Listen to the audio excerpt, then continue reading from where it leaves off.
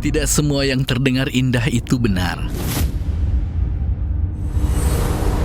Tidak semua yang viral itu adalah dalil.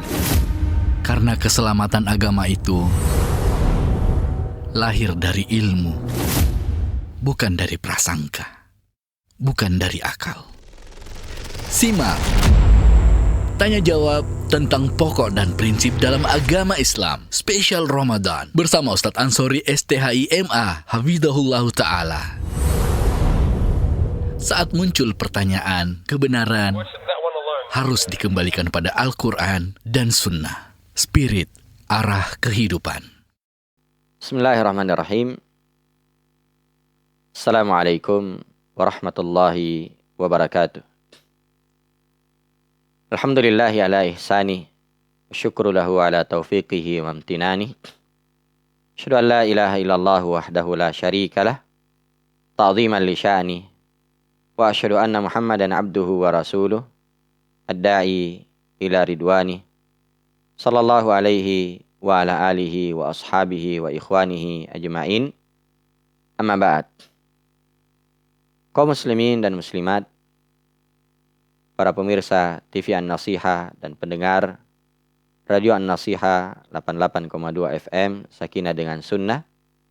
Alhamdulillah, kita senantiasa bersyukur dan memuji Allah Subhanahu wa Ta'ala atas segala nikmat, rahmat dan karunia-Nya kepada kita semua, sehingga di kesempatan ini kembali kita bisa melanjutkan kajian kita dengan membahas kitab Mukhtasar Irsyadul Anam ila Usuli wa Muhimmati Dinil Islam.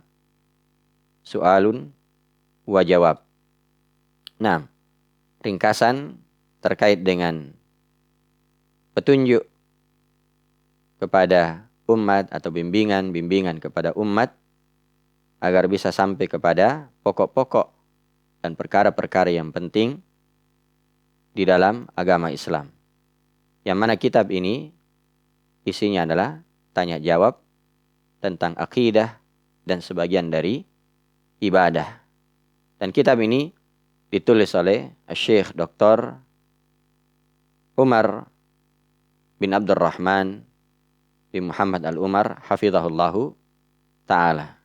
Dan alhamdulillah di pertemuan sebelumnya kita sudah sampai pada pembahasan ihsan dan juga pembahasan sebagian dari tauhid, yaitu tauhid rububiyah dan tauhid uluhiyah. Bahwasanya tauhid itu terbagi 3. Ada tauhid rububiyah, ada tauhid uluhiyah, dan ada tauhid asma wa sifat. Dan alhamdulillah di pertemuan sebelumnya kita sudah mengambil 2 jenis tauhid, yaitu tauhid rububiyah dan tauhid uluhiyah. Dan pembagian ini, pembagian tauhid menjadi 3, itu adalah hal yang disepakati oleh para ulama, berdasarkan dalil dari Al-Quran dan Sunnah Nabi Sallallahu Alaihi wa ala alihi wasallam. Selanjutnya kita masuk pada pertanyaan yang ke-18. Kata Syekh Hafizahullahu Ta'ala, ma makna tauhidil asma'i was sifat? Apa makna tauhid asma wa sifat?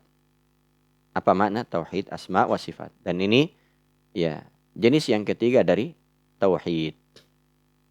Nah, jawabannya kata beliau, tauhidul asma'i was sifat wa ifradullahi ta'ala wa ifradullahi subhanahu wa ta'ala bi asma'ihil husna wa sifatihil ulya wal imanu biha kama ja'at bihil kitab kama ja'at fil kitabi was sunnah min ghairi tahrifin wala ta'tilin wala takyifin wala tamthil.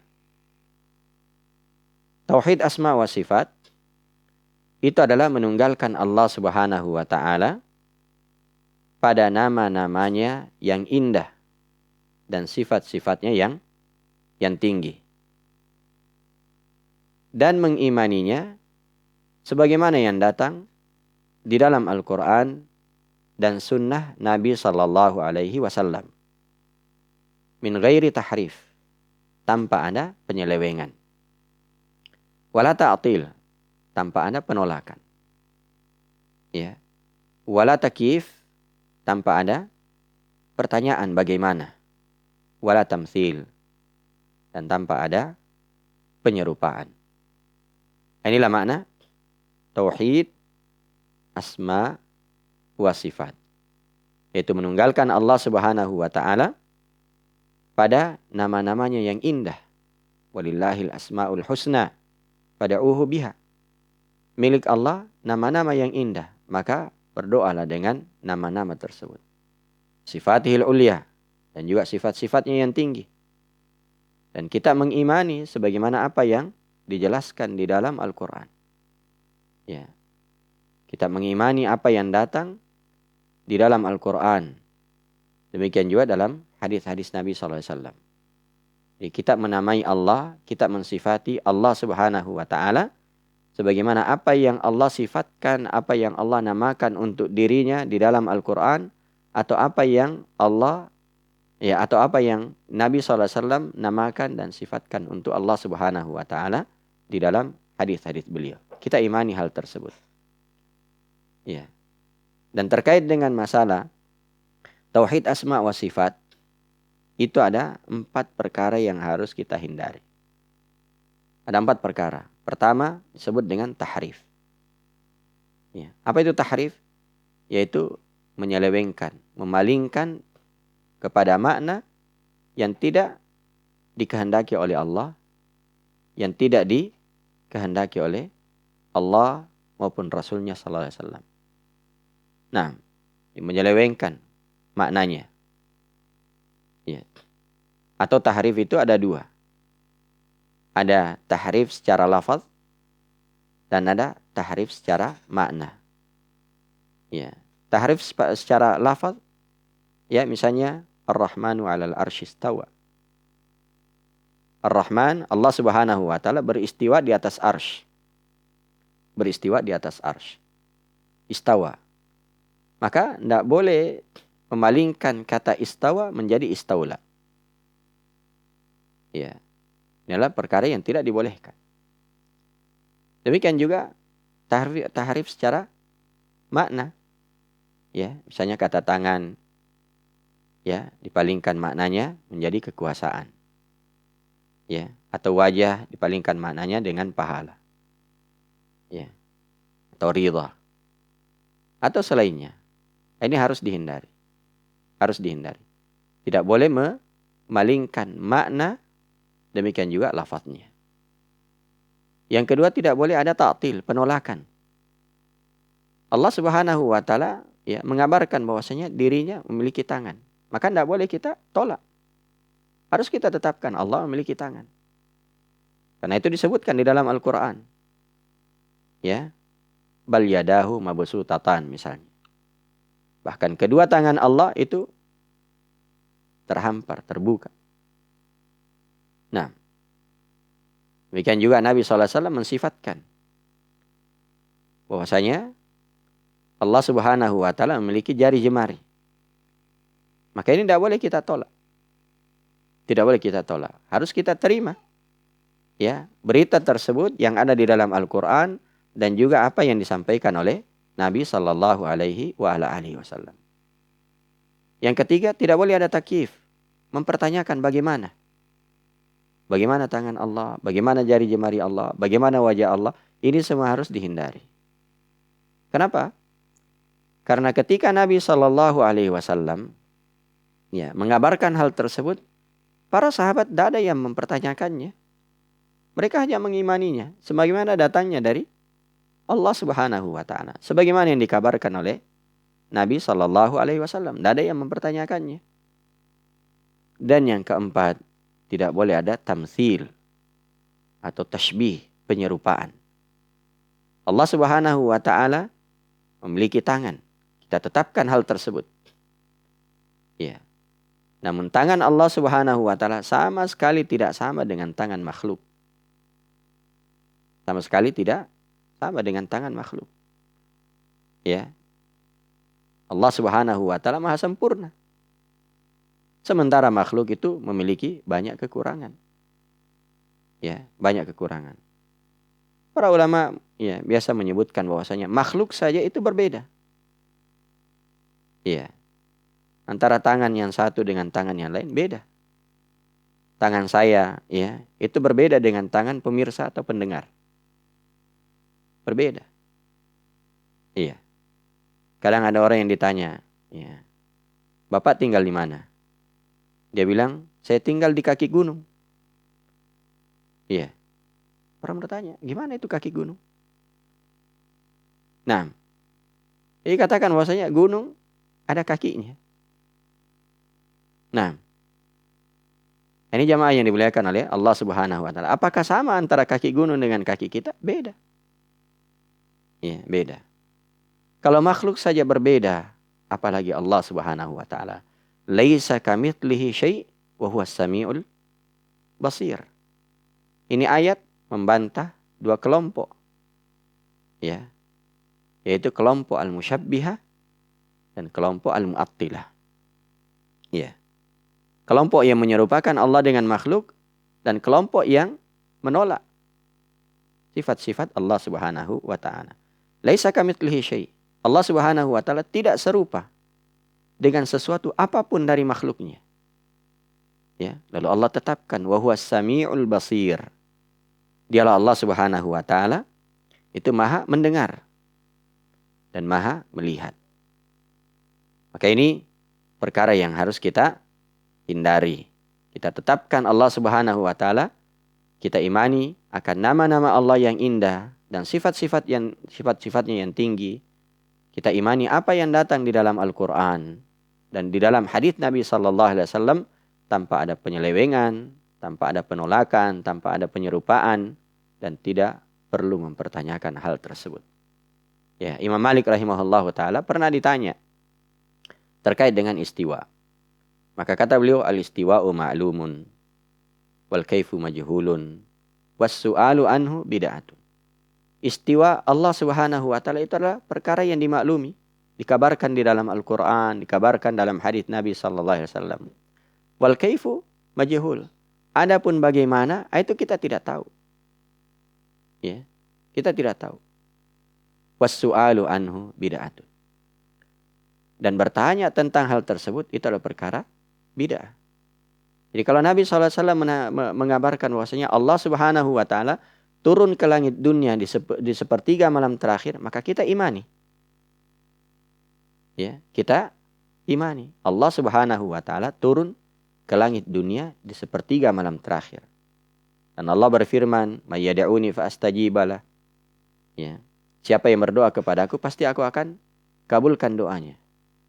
Wa may yas'aluni fa utiya. Siapa yang minta kepadaku pasti aku akan berikan. Aku akan penuhi permintaannya. Wa may yastaghfiruni aghfiralah. Siapa yang beristighfar kepadaku pasti aku akan memberikan ampunan kepadanya. Nah, jadi Nabi SAW menetapkan Allah turun ke langit dunia. Bagaimana turunnya? Ini tidak perlu kita pertanyakan. Ya, tidak perlu kita pertanyakan. Sebagaimana tidak boleh kita menyerupakan turunnya Allah ke langit dunia dengan turunnya makhluk dari satu tempat ke tempat yang lain. Allah Subhanahu wa taala Maha Suci. Ya. Allah Subhanahu wa taala melakukan apa yang Allah Subhanahu wa taala kehendaki. Ini perkara yang sangat penting.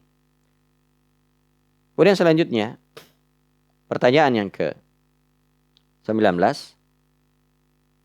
Kata beliau hafizahullah taala, ma ahammiyatut tauhid? Apa urgensi tauhid? Ya. Apa urgensi tauhid?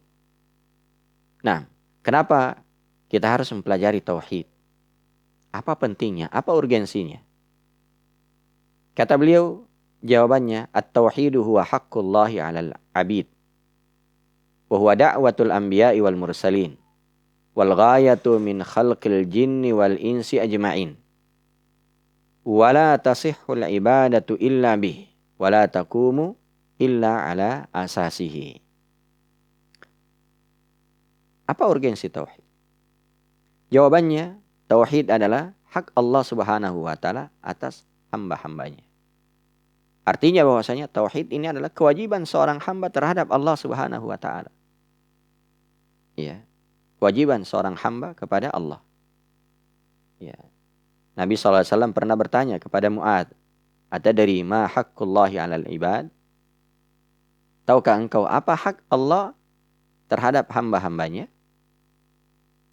Ya. Maka Mu'adz bin Jabal radhiyallahu taala anhu menjawab, "Allah wa rasuluhu a'lam." Ya, Allah dan Rasulnya lebih mengetahui.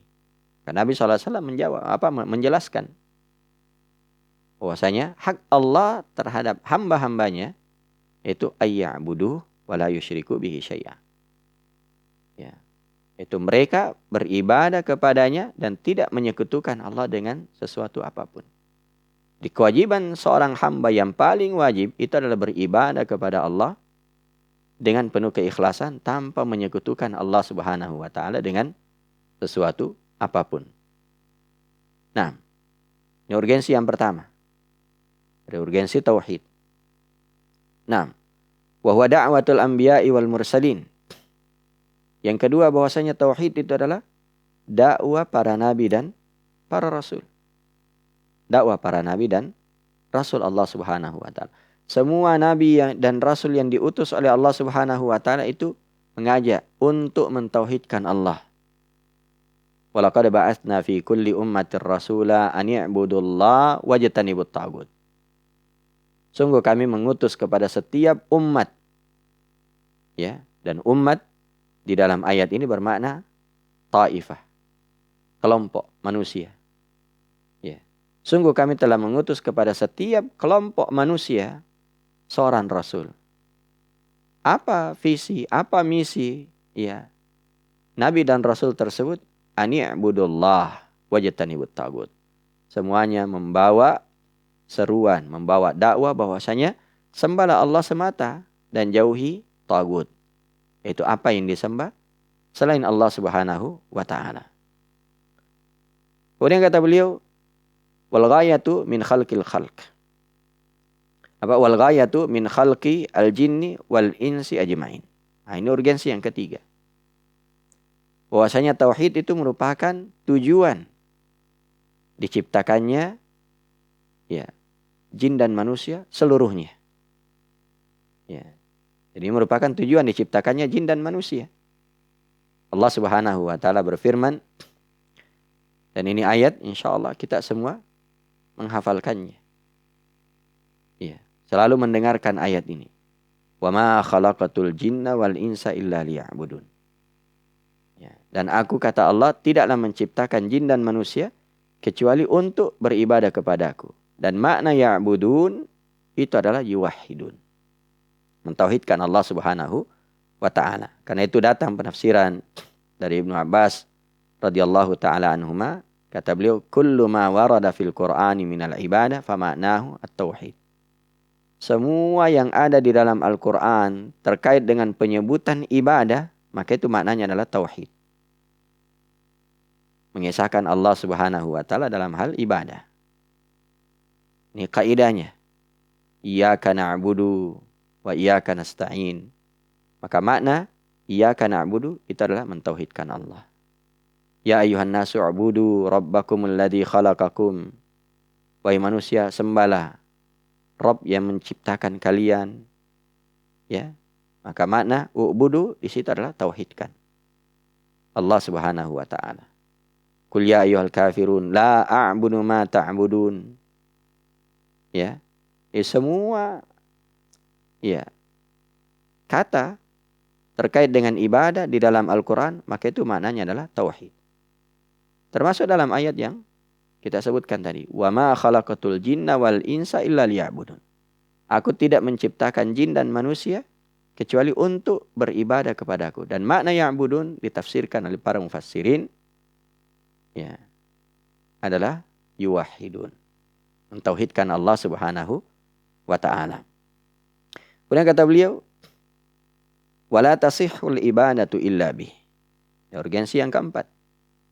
Bahwasanya ibadah itu tidak akan benar, tidak sah kecuali dengan tauhid. Ya. Orang musyrik bukan berarti bahwasanya mereka tidak beribadah kepada Allah. Orang musyrik itu beribadah kepada Allah. Ya, mereka juga ada yang salat. Ya, mereka ada yang bersedekah, mereka ada yang menunaikan ibadah haji. Bahkan orang-orang musyrik di masa dahulu mereka tawaf. Ya, di Ka'bah.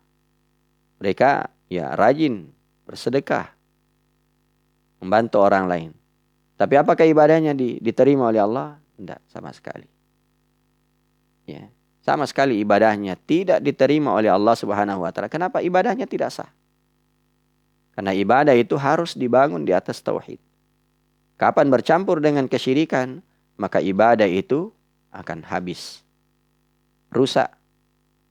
Walaqad uhiya ilaika wa ilal ladina min qablik la in asyrakta la yahbatanna 'amaluk.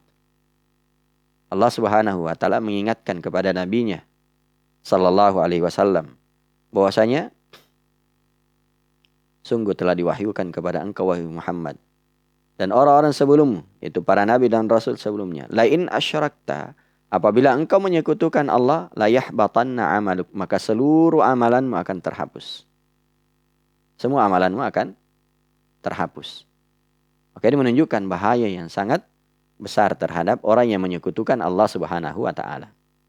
Kemudian urgensi yang terakhir di sini yang disebutkan oleh penulis, wala taqumu illa ala asasihi. Bahwasanya ibadah itu tidak akan tegak kecuali dibangun di atas pondasi tauhid. Ibadah apapun. Ya, ibadah apapun. Salat, ya, zakat, puasa, ya, haji, sedekah, bacaan Al-Quran, itu tidak akan tegak kecuali dibangun di atas tauhid, ya, menunggalkan Allah Subhanahu wa taala. Nah, ini beberapa urgensi dari tauhid. Karena itu, pemirsa dan pendengar Radio An-Nasiha yang dimuliakan oleh Allah Subhanahu wa taala, seorang muslim dan muslimah itu hendaknya dia senantiasa mempelajari, ya, tauhid ini. Para ulama kita dari masa ke masa itu mereka tidak pernah kosong dari pelajaran tauhid.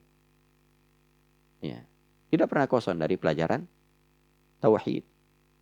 Karena di sana banyak perkara-perkara, ya, apakah disadari oleh seorang atau tidak disadari, ternyata perkara itu membatalkan tauhidnya. Apa itu dalam bentuk perbuatan atau dalam bentuk ucapan? Bentuk perbuatan atau dalam bentuk ucapan. Kemudian selanjutnya, kata penulis, hafizahullah ta'ala, pertanyaan yang ke-20, ma fadailut tauhid? Apa keutamaan tauhid? Nah, di sini ada sedikit metodologi. Ya. Bahwasanya seorang itu hendaknya dia mendahulukan penjelasan tentang kewajiban. Setelah itu baru dia sebutkan tentang keutamaannya. Karena seorang muslim dan muslimah, seorang mukmin dan mukminah, kalau dia sudah mengetahui kewajibannya, maka pasti dia akan melakukannya. Ya, dia akan tunduk dengan hal tersebut. Apakah dia tahu keutamaannya, dia tahu hikmahnya atau tidak? Ya, karena itu kita lihat bagaimana para sahabat radhiyallahu taala anhum ketika turun kepada mereka perintah, ya, maka langsung mereka menegakkannya. Ya. Mereka tidak datang kepada Nabi SAW tentang dan bertanya, apa keutamaannya wahai Rasulullah? Apa hikmahnya wahai Rasulullah? Karena mereka sudah tunduk, sudah terikat dengan aturan Allah Subhanahu wa taala dan Rasulnya. Ya. Adapun keutamaan itu adalah hal yang semakin mendorong seseorang, memotivasi seseorang untuk melakukan kewajibannya. Man lam ya'rif fadailal a'mal taqula alaihi fi kullil ahwal. Siapa yang tidak mengetahui keutamaan-keutamaan amalan, maka biasanya agak berat dia melakukannya.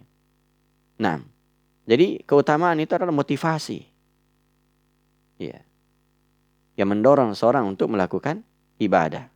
Tapi seorang muslim, seorang muslimah, kalau dia sudah mengetahui kewajibannya, ya, dia segera melakukannya. Ya, para sahabat ketika turun ayat tentang hijab, Mereka langsung merobek gordennya. Merobek gordennya dan dijadikan sebagai hijab.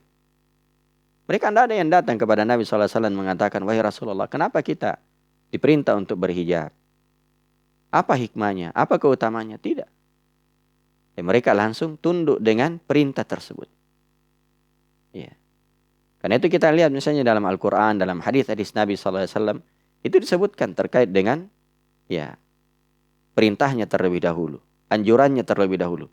Setelah itu baru disebutkan keutamaannya. Dalam masalah puasa, ya ayyuhalladzina amanu kutiba alaikumusiyam, disebutkan bahwa puasa itu diwajibkan. Nanti di akhir baru disebutkan la'allakum tattaqun, agar kalian bertakwa. Itu keutamaannya. Dalam masalah wudu, Nabi SAW mengajari Utsman tentang masalah wudu. Caranya seperti ini, begini, dan seterusnya.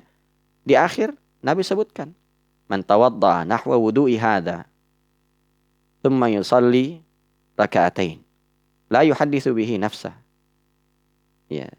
Siapa yang berwudu seperti wuduku ini, lalu dia salat dengan salat 2 rakaat, khusyuk karena Allah Subhanahu wa taala, tidak membisikkan pada dirinya sesuatu. Ya, dia konsentrasi, dia khusyuk kepada Allah, maka ghufira lahu ma taqaddama min dzambi. Akan diampuni dosa-dosanya yang telah berlalu. Disebutkan dulu tentang tata caranya. Ya, setelah itu baru sebutkan keutamaannya. Maka demikian juga di sini sebutkan bahwasanya tauhid adalah kewajiban. Setelah itu disebutkan keutamaannya. Ma fadailut tauhid. Apa keutamaan tauhid? Sini beliau menyebutkan beberapa keutamaan tauhid. Jawabannya, kata beliau hafizahullah ta'ala, ismatud dami wal mal, wa tafrijul kurubat, wa takfirud dunubi was sayyi'at, wal amnut tamu fil hayati wa ba'dal mamat, wan najatu minan nar, wa dukhulul jannat. Subhanallah. Ini keutamaan-keutamaan yang luar biasa. Siapa yang mentauhidkan Allah Subhanahu wa taala, maka dia akan mendapatkan keutamaan ini. Yang pertama kata beliau, ismatud dami wal mal. Darah dan hartanya akan terjaga. Siapa yang mentauhidkan Allah Subhanahu wa taala, maka tidak boleh diperangi. Apalagi dibunuh. Umirtu an uqatilan nas hatta yashhadu an la ilaha illallah wa anni rasulullah. Ya. Tuqimus shalah atau wa yuqimus shalah wa yu'tuz zakah. Fa idza fa'alu dzalik asamu minni dima'ahum wa amwalahum illa bihaqqil Islam fa hisabuhum 'ala Allah taala. Kata Nabi SAW, saya diperintah untuk memerangi manusia sampai mereka bersyahadat bahwasanya tidak ada yang berhak untuk disembah selain Allah dan Nabi Muhammad atau aku, yaitu Nabi SAW, sebagai Rasul Allah. Dan mereka menegakkan salat, menunaikan zakat. Kalau mereka melakukan hal tersebut, maka aman dariku darah dan hartanya. Adapun hisabnya, itu di sisi Allah Subhanahu wa ta'ala. Karena itu Nabi SAW menegur Usama bin Zaid radhiyallahu ta'ala anhu, ketika beliau membunuh orang yang mengucapkan la ilaha illallah. Usama bin Zaid mengatakan, ya Rasulullah, dia mengucapkan la ilaha illallah itu karena takut dengan pedangku. Maka Nabi SAW mengatakan, ma umirtu an unaqqiba quluban nas. Saya tidak diperintah untuk mengorek hatinya manusia. Ya. Dia mengucapkan la ilaha illallah, berarti secara zahir dia seorang muslim, orang yang mentauhidkan Allah. Nah, ini keutamaan yang pertama. Darah dan hartanya dijaga. Dan itu subhanallah, kalau seorang betul-betul mempelajari tauhid, maka akan tercipta keamanan sebagaimana akan disebutkan di keutamaan berikutnya. Kemudian yang kedua kata beliau, wa tafrijul kurubat. Akan dilapangkan dari berbagai kesulitan. Jadi orang yang mentauhidkan Allah Subhanahu wa taala, kesulitan-kesulitannya itu akan dilapangkan oleh Allah Subhanahu wa taala. Masalah-masalahnya itu akan diberikan solusi oleh Allah Subhanahu wa taala. Dimudahkan berbagai permasalahannya. Wa takfirud dunubi was sayyi'at. Tauhid juga itu akan menghapuskan dosa dan kesalahan. Wahai hamba-hambaku, seandainya kalian datang kepadaku Kata Allah Subhanahu wa taala, dengan membawa dosa sepenuh bumi, tapi kalian datang kepadaku dalam keadaan tidak menyekutukan aku dengan sesuatu apapun, aku akan datangi kalian dengan ampunan sepenuh langit dan bumi pula.